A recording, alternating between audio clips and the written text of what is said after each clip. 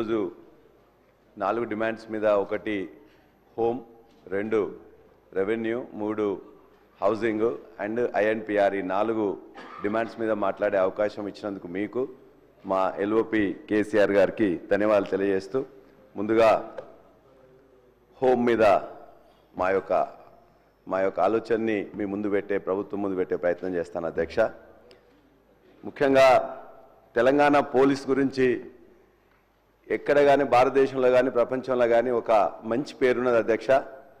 ఇవాళ నక్సలిజాన్ని కట్టడి చేయడంలో టెర్రరిస్ట్ యాక్టివిటీస్ని ఈ రాష్ట్రం నుంచి వెళ్ళి తరిమేయడంలో భారతదేశంలోనే తరిమేయడంలో కూడా ఇక్కడ ఉన్న పోలీస్ కూడా చాలా ఎప్పుడు కూడా యాక్టివ్గా పనిచేస్తూ మత కల్లోలు రాకుండా వచ్చిన వాటిని నిరోధించడంలో శాంతి భద్రతలు కాపాడంలో కూడా పోలీస్ డిపార్ట్మెంట్ అనేది చాలా బ్రహ్మాండంగా పనిచేస్తుండేది.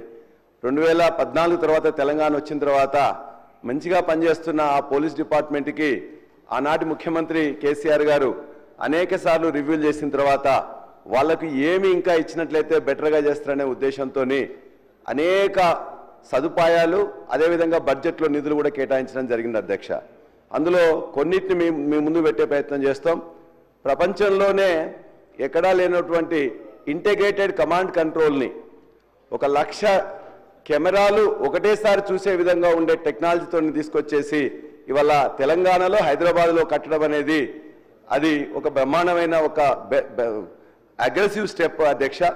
అదేవిధంగా మొత్తం పోలీస్ స్టేషన్స్ అన్నింటినీ కూడా మోడర్నైజేషన్ చేశారు అధ్యక్ష. ఈ మధ్యకాలంలో నన్ను ఒక 7-8 సార్లు అరెస్ట్ చేస్తే జనగామ పోలీస్ స్టేషన్ అదేవిధంగా ఇక్కడున్న రాయదుర్గం, ఆల్వాలు, చాంద్రాయణగుట్ట, నార్సింగి అదేవిధంగా గచ్చిబౌలి పోలీస్ స్టేషన్లో నన్ను పెట్టింది అధ్యక్ష. ఎక్కడ పోయినా పోలీస్ స్టేషన్ లాగా లేవు అధ్యక్ష. అదొక ఐటీ కంపెనీలో ఉండే ఒక ఆఫీస్ లాగా ఉన్నది తప్ప అందులో ఉండే ఫైలింగ్ సిస్టమ్ కానీ తర్వాత స్టాండర్డ్ ఆపరేటివ్ ప్రొసీజర్స్ ఏదైతే ఎస్ఓపీస్ ఫాలో అవడం కానీ నేను పోయిన తర్వాత అరెస్ట్ అయింది మర్చిపోయి మొత్తం కూడా ఇవన్నీ తెలుసుకోవడానికి అంటే కేసీఆర్ గారు వారికి ఇచ్చిన సదుపాయాలను ఏ విధంగా బ్రహ్మాండంగా ఉపయోగించి కేసులన్నింటినీ త్వరితగతిన చేసుకోవడానికి ఏ విధంగా ఆ యొక్క మెకానిజాన్ని ఉపయోగించుకుంటుందో అర్థమైంది అధ్యక్ష. అదేవిధంగా ట్రాఫిక్ పోలీసు ఉన్నట్లయితే 30% ఇవ్వడం, ఎస్హెచ్ఓ అది ఎస్ఐ అయినా సిఐ అయినా ఎవరికైనా కూడా వేలాది వాహనాలను అత్యంత బ్రహ్మాండమైన వాహనాలని చెప్పి వాళ్ళకు ఇన్నోవా వాహనాలను ఇవ్వడం జరిగింది అధ్యక్ష. యూనిఫామ్ అలయన్స్ కూడా 3,500 ఉంటే 7,500 ఇవ్వడం జరిగింది. హోంగార్డ్స్ కి దరిదాపుగా 30,000 జీతం, ఆ రోజు 8,000 10,000 ఉంటే 30,000 జీతాన్ని పెంచడం జరిగింది. 10,66,000 కెమెరాస్ దేశంలో ఎక్కడా లేని విధంగా ఈ యొక్క తెలంగాణ రాష్ట్రం హైదరాబాద్ రాష్ట్రంలో కలిపి ఏర్పాటు చేయడం జరిగింది. ఫస్ట్ టైం భారతదేశంలో ఈ చలాన్ సిస్టమ్ కూడా ఇంట్రొడ్యూస్ చేయడం జరిగింది.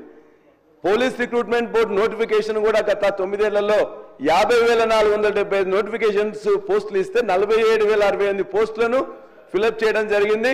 ప్రమోషన్స్ కూడా ఇవ్వడంలో కూడా మినిస్టర్ గారు సార్ ఇప్పుడు నేను గౌరవ సభ్యులను అపీల్ చేస్తా ఉన్నాను అధ్యక్ష. డిమాండ్స్ 25-26 సంబంధించింది. వారు 2014-15 నుంచి మొదలు పెడితే సార్ ఎట్లా సార్ డిమాండ్స్ ఈ సంవత్సరానికి సంబంధించి ఈ సంవత్సరంలో ప్రజెంట్ చేసిన డిమాండ్కి సంబంధించి ఇది బాగుంది, ఎక్కువ కావాలా తక్కువ కావాలి ఇది చేయాలని చెప్పాలి కానీ మొత్తం హిస్టరీ చరిత్ర చెప్పుకుంటూ పోతే సమయం సరిపోదు అధ్యక్ష. అప్పుడు ఆనాడు ఆ రోజు పెట్టిన డిమాండ్ సందర్భంలో గౌరవ సభ్యులు అందరూ కూడా మాట్లాడినారు. దయచేసి అందరూ సహకరించమని కోరుతా ఉన్నా.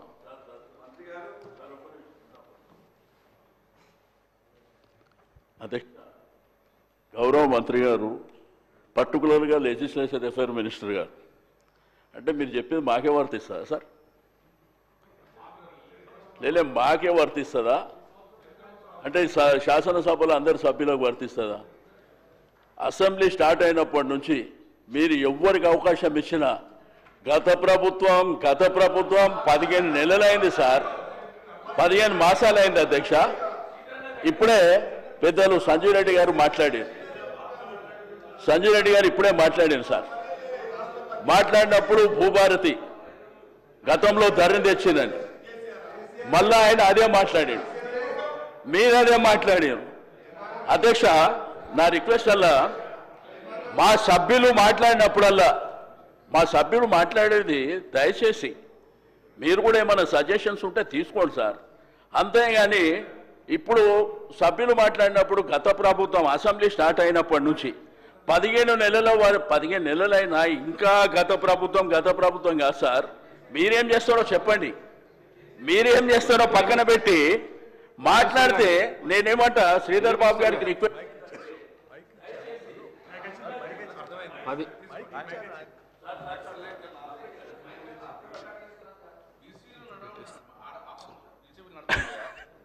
దయచేసి నేను శ్రీధర్ బాబు గారు రిక్వెస్ట్ చేసేది ఏంటంటే మాకు చెప్పే ముందు సభకు చెప్పండి సార్, అందరు సభ్యులకు కూడా చెప్పండి.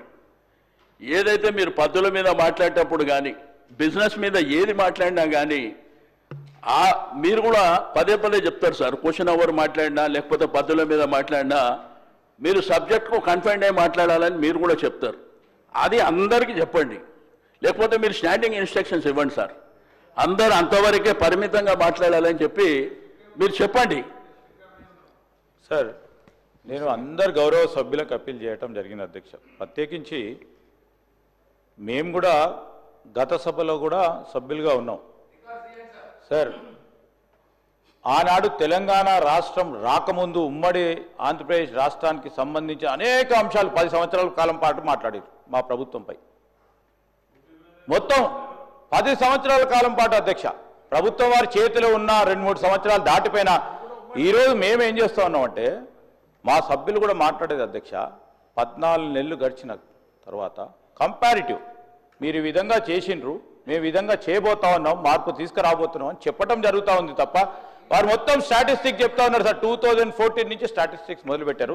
దానివల్ల సమయం వృధా అవే ప్రమాదం ఉంది. దయచేసి ఈరోజు కూడా మళ్ళొకసారి అందరినీ కూడా కోరుతా ఉన్నాను అనమాట, 5 o'clock వరకు పూర్తి స్థాయిలో మన డిమాండ్స్ పై కూడా చర్చ కంప్లీట్ చేసుకొని డిమాండ్స్ పాస్ చేసే సందర్భంలో సభ్యులందరూ కూడా సహకరించమని కోరుతా ఉన్నాం అధ్యక్ష. ఎందుకంటే నేను 2-3 రోజుల నుంచి 12-1 అవుతా ఉంది. మనతో పాటు అధికారులు అందరూ కూడా ముఖ్యంగా నెక్స్ట్ డే వాళ్ళకున్న సంబంధించిన ఫంక్షనాలిటీస్లో కూడా ఇబ్బంది జరుగుతున్న సందర్భంలో అన్ని దృష్టిలో పెట్టుకొని సభాపతి గారికి సహకరించాల్సిందిగా కోరుతా ఉన్నాను.